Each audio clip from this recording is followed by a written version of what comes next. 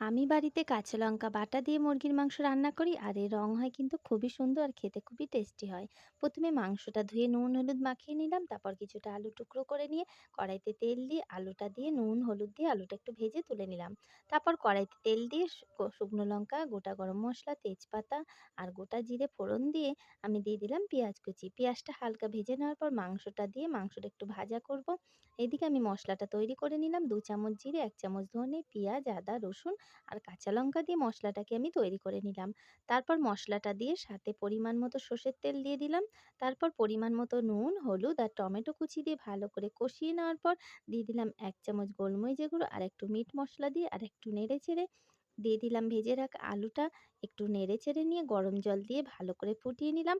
তারপর উপর দিয়ে মিট মশলা আর গরম মশলা ছড়িয়ে দিলাম। তৈরি হয়ে গেল মুরগির মাংস। আমার ভিডিও ভালো লাগলে সাবস্ক্রাইব করো আর লাইক করে পাশে থেকো।